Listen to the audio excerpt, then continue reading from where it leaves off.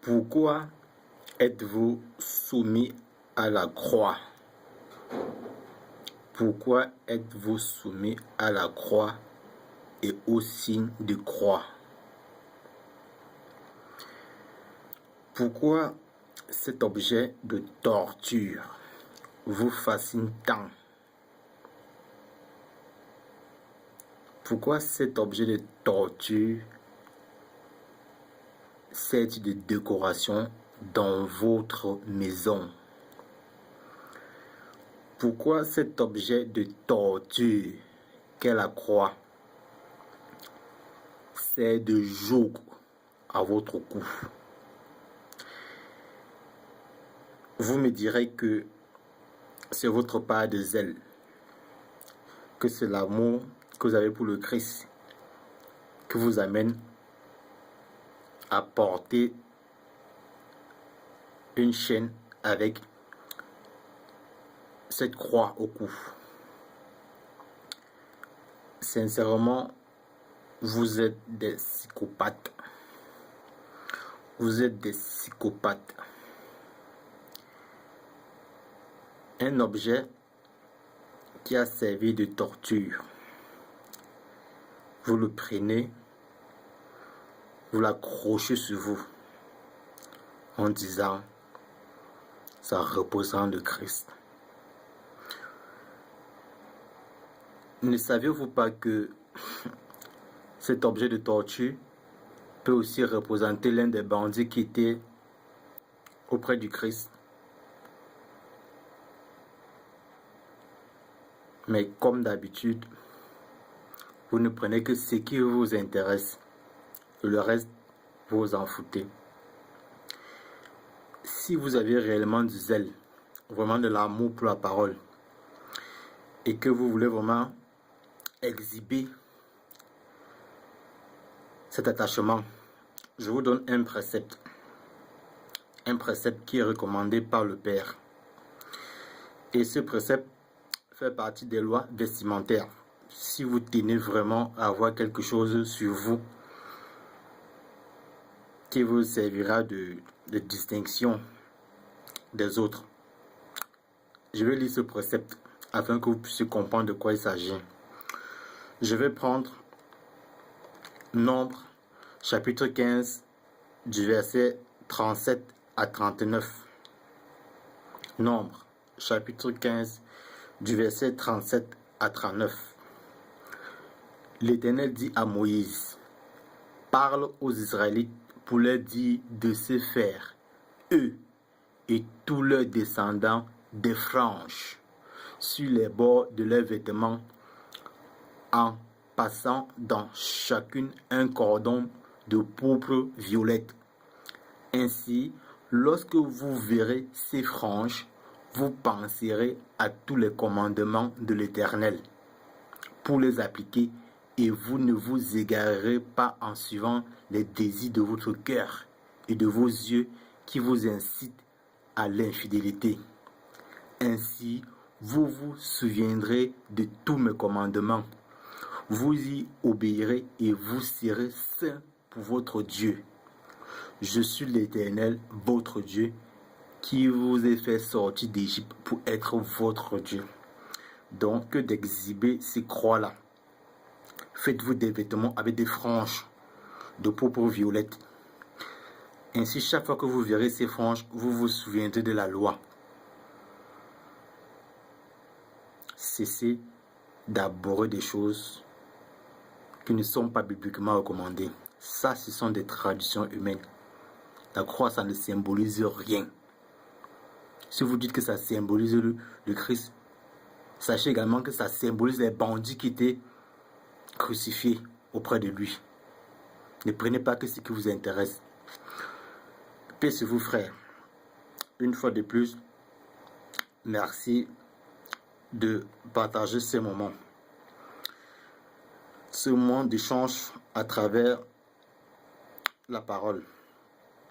Comme vous l'aviez si bien remarqué, le sujet du jour, c'est les lois. Effectivement, nous allons parler des lois. Mais les lois dont nous ferons allusion ce soir, ce sont les lois alimentaires. Les lois alimentaires, je dis bien. Avant toute chose, nous devions comprendre quelque chose. De tous les peuples qui sont représentés dans cette réalité, le Père n'a choisi qu'un seul peuple avec qui sceller une alliance. Il n'a choisi qu'un seul peuple à qui il a donné ses lois, ses préceptes et ses commandes. Allons dans Psaume 147 du verset 19 à 20. Lisons pour comprendre et savoir qui est ce peuple. Il est écrit: il révèle sa parole à Jacob, ses lois et ses ordonnances à Israël. Il n'a pas agi de même pour toutes les nations, et elles ne connaissent point ses ordonnances. Loué soit l'Éternel. C'est-à-dire le Père ne s'est adressé qu'à une seule tribu, une seule nation. Les autres ne le connaissent pas du tout. Maintenant, écoutez bien. À ce peuple que le Père a choisi, il a donné des lois, des préceptes, des commandes. Et à ce peuple, le Père a dit dans Lévitique, chapitre 20 du verset 25, le Père dit ici: vous observerez la distinction entre les animaux purs et impurs, entre les oiseaux purs et impurs, afin de ne pas rendre vos personnes abominables par des animaux, par des oiseaux, par tous les reptiles de la terre, que je vous ai appris à distinguer comme impurs. Vous serez saints pour moi, car je suis saint, moi l'Éternel. Je vous ai séparés des peuples afin que vous soyez à moi. Ici, le Père choisit un peuple, contrairement à d'autres. Pourquoi? Parce que d'autres peuples étaient en abomination, ils ne respectaient pas les commandements. Mais le Père a choisi un peuple à qui il donne ses lois, ses préceptes. Maintenant, le Père donne ses lois afin que nous soyons respectés et sanctifiés, car ces lois sont vie éternelle pour nous, contrairement à d'autres peuples, comme le dit le Deutéronome chapitre 4 au verset 6. Obéissez-y et appliquez-les.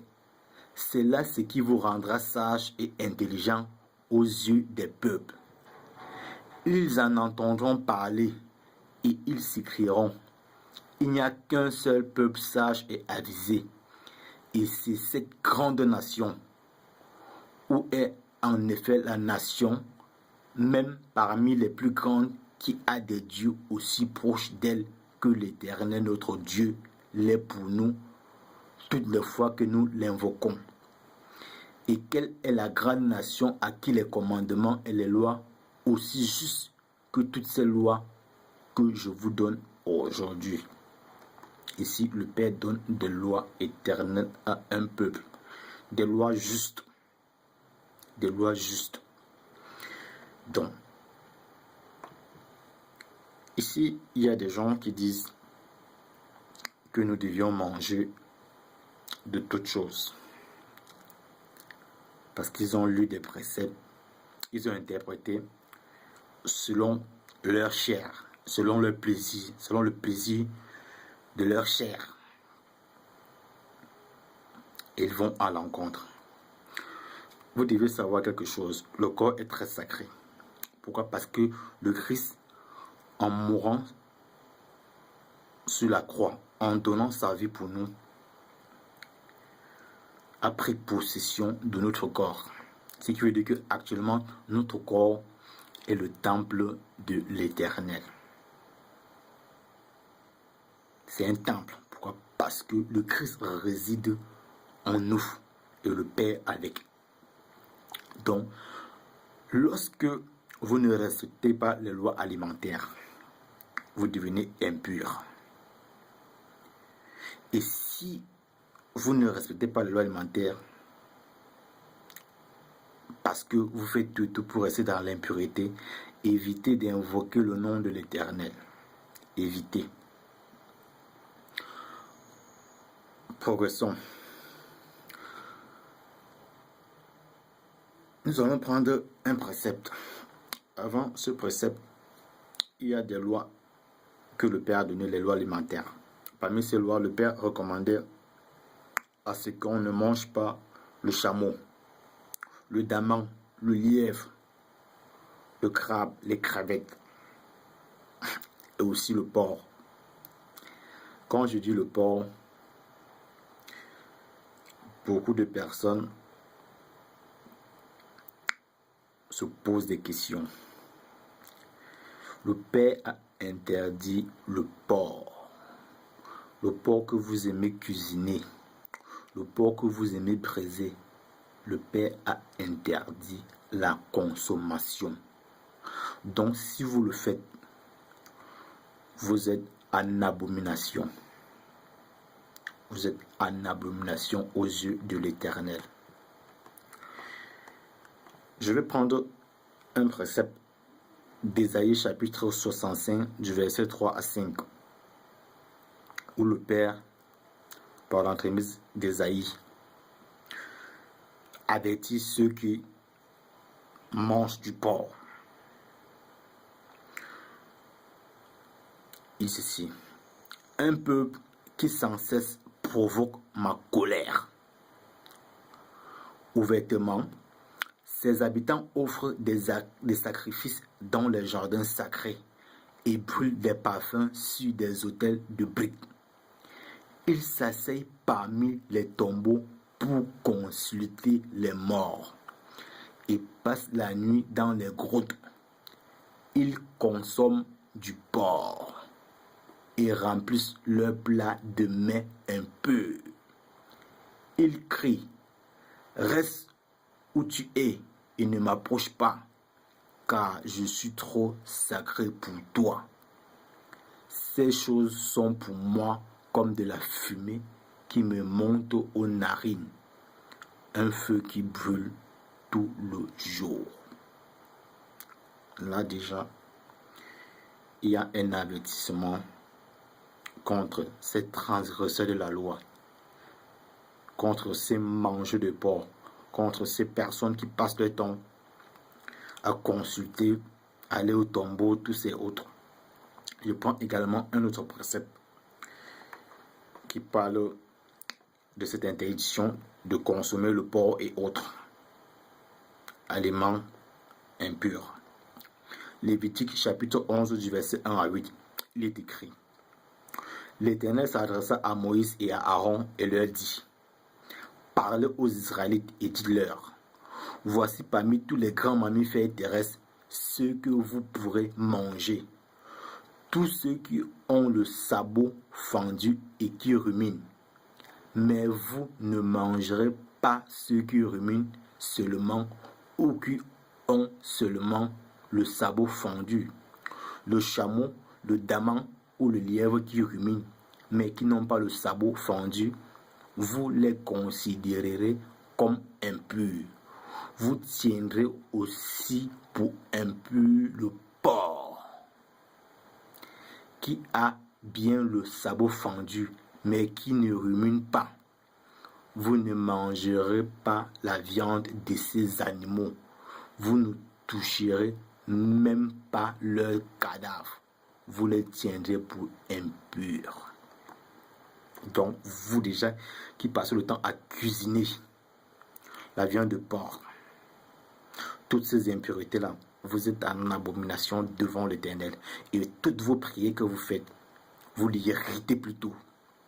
Vous les héritez.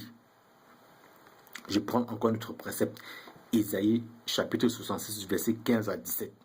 Toujours au sujet du porc.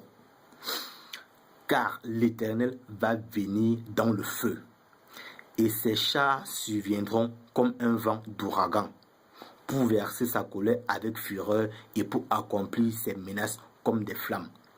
car c'est avec le feu que l'Éternel exercera son jugement, et avec son épée qu'il châtiera tous les humains. Et l'Éternel fera un très grand nombre de victimes. Ceux qui se préparent et qui se purifient pour accéder au jardin sacré, suivant en procession celui qui se tient au milieu et qui mange du porc, des animaux immondes et même des souris. Ceux-là périront tous ensemble. L'Éternel le déclare. L'Éternel déclare que tous ceux qui mangent du porc et des animaux immondes périront. Le Père n'est pas un homme pour revenir sur sa parole. Confessez-vous et arrêtez de manger la viande du porc. Donc, maintenant, nous allons lire. Nous allons un peu poser la Bible de côté pour voir pourquoi est-ce que le Père a mis certains animaux de côté. Pourquoi est-ce que le Père a séparé certains animaux, disant que on tiendra certains pour impurs. Donc, avant toute chose, sachons que le Père donne toujours des très très sages restrictions alimentaires. Donc, quand le Père donne une loi, c'est pour notre bien. C'est pour notre bien. Bon. D'après certaines petites recherches que j'ai eu à faire au sujet de ces animaux impurs, j'ai pu récolter certaines informations qui peuvent vraiment nous édifier. Je vais lire. Les poissons purs, selon la Bible, sont des créatures qui se déplacent généralement en nageant. La plupart des poissons dits impurs sont soit des habitants des profondeurs, soit des prédateurs qui font office d'éboueurs. L'interdiction de manger des poissons sans écailles nous protège des substances toxiques qu'ils sécrètent. Le sang de l'anguille contient une substance toxique qui peut être dangereuse au contact des yeux ou d'autres muqueuses. Pourquoi le crabe, l'écrevisse et la crevette sont interdits? La réponse est relative à leur fonction écologique pour laquelle ils ont été créés. Le homard, par exemple, est un animal nocturne. C'est un prédateur et un animal nécrophage. Il se déplace sur les fonds rocheux et se nourrit d'animaux morts, de débris ou d'autres organismes. Il a de longues antennes et de minuscules capteurs ressemblant à des poils sur tout le corps, capables de détecter des molécules chimiques spécifiques dans l'environnement qui permettent aux homards d'identifier et de localiser sa nourriture. Même dans le noir, on a observé des homards qui enterraient un poisson mort et qui le déterraient ensuite pour le manger. Les crabes sont considérés comme des éboueurs professionnels. Vous savez ce que c'est qu'un éboueur, hein? Quelqu'un qui est un éboueur est là pour entasser, pour récupérer les déchets. C'est un peu comme vous voyez un peu votre aspirateur de maison. C'est pour aspirer la saleté. Et lorsqu'il aspire la saleté, il le met dans un bac. Alors, est-ce que vous pouvez manger des débris qui sont stockés dans ce bac? Puis dans ce bac-là, il y a plusieurs débris, plusieurs toxités. Est-ce que vous pouvez le consommer? C'est un peu ça leur rôle. C'est-à-dire que ces animaux-là, leur travail, leur fonction consiste à récupérer des trucs vraiment néfastes. Récolter des trucs néfastes. Raison pour laquelle nous ne sommes pas censés les manger. Parce qu'ils sont des éboueurs. Donc, je disais, Les crabes sont considérés comme des éboueurs professionnels et des animaux nécrophages qui mangent presque tout. Le crabe préfère le poisson mort, mais il mangera tout type de charogne, de chair morte en putréfaction. Bref, ces animaux ont tous été créés dans un but écologique très important. Ils sont par nature les collecteurs d'ordures ou les éboueurs. Des fonds de lacs et des rivières, des bords de mer, des baies et des océans. Ils n'ont pas été créés pour servir de nourriture aux êtres humains. Cela explique aussi pourquoi manger des crabes, des écrevisses, des escargots et des crevettes grises, qu'ils soient crus, marinés ou insuffisamment cuits, présente un risque important d'infections parasitaires comme la douve du foie. C'est un ver hématophage qui frappe plus de 80% des populations rurales en Asie du Sud-Est. Je continue. Le risque de maladie est-il vraiment sérieux? C'est-à-dire, consommer toutes ces abominations, est-il vraiment un effet sur la santé? Donc, selon l'Agence de sécurité sanitaire américaine, la Food and Drugs Administration a déclaré que les huîtres, les palourdes et les moules crus, très prisés des gourmets, sont responsables de 85% des maladies causées par la consommation des fruits de mer. Les manifestations de choléra, de typhoïde, de l'hépatite A, du virus de Norwalk, c'est un virus gastro-entérite, des salmonelles et des intoxications par exemple ne sont que quelques exemples des problèmes sanitaires liés à la consommation de ces mollusques.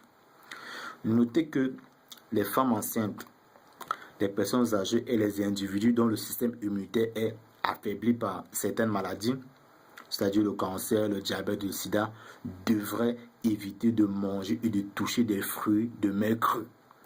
Ces situations dangereuses et potentiellement mortelles pourraient être évitées simplement en connaissant et en observant les lois bibliques qui nous interdisent de manger des créatures aquatiques qui n'ont ni écailles ni nageoires. Maintenant, parlons un peu des oiseaux et des insectes.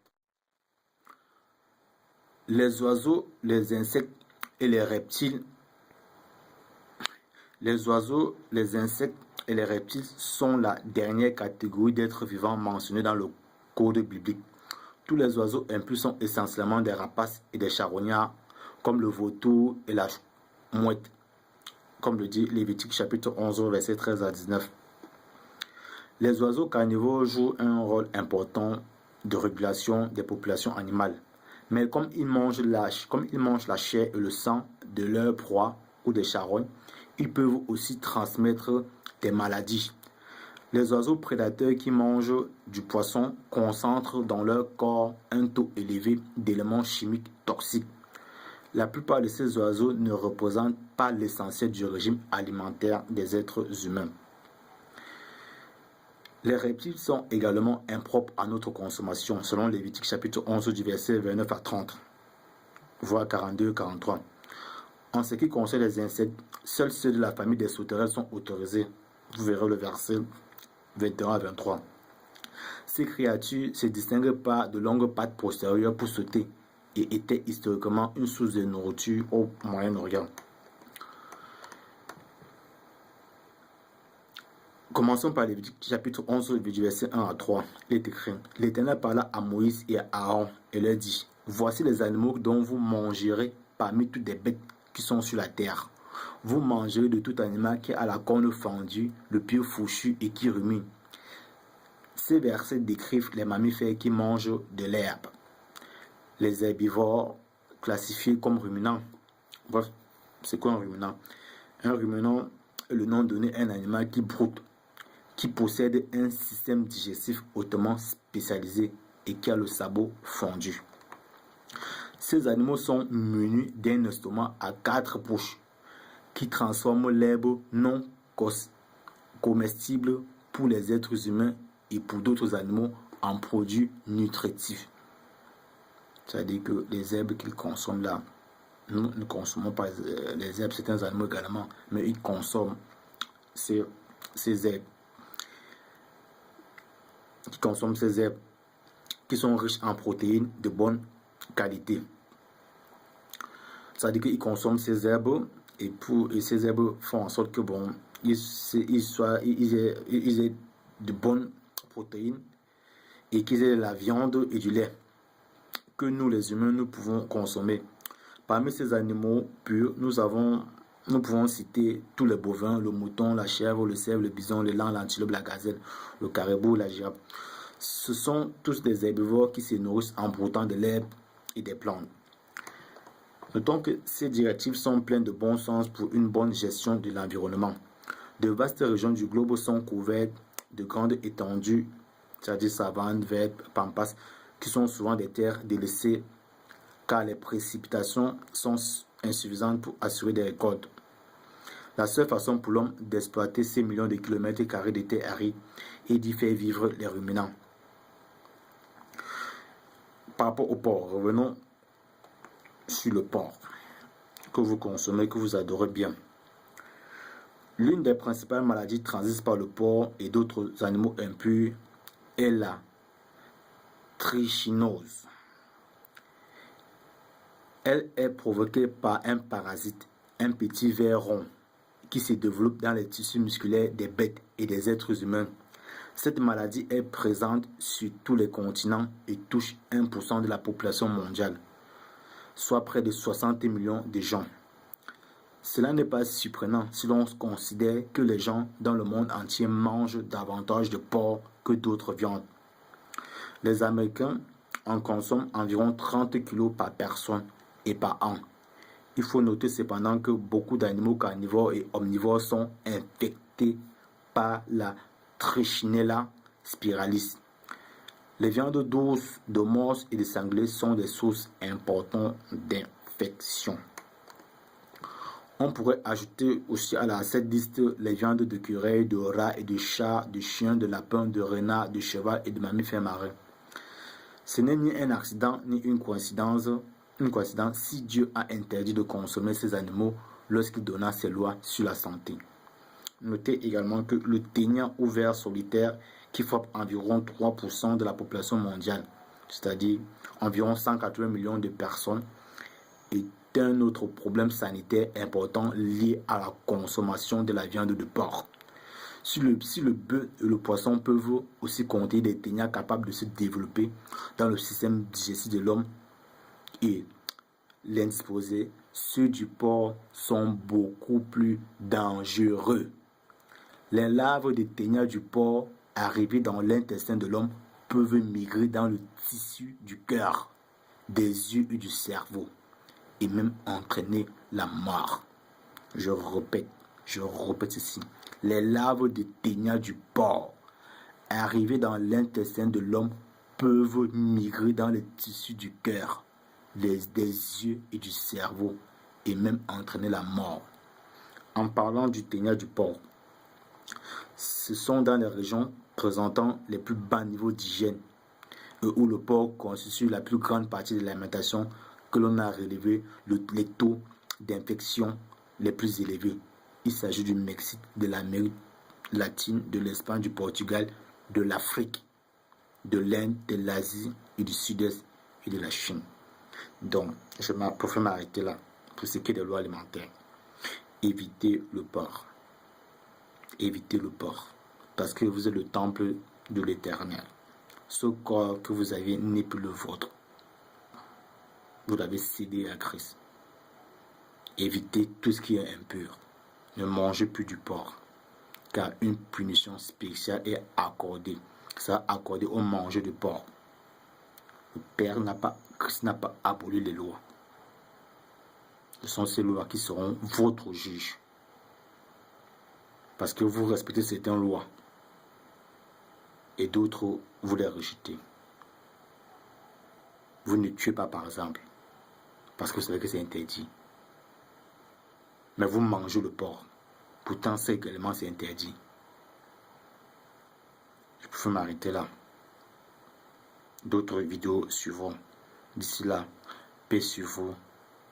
Shalom.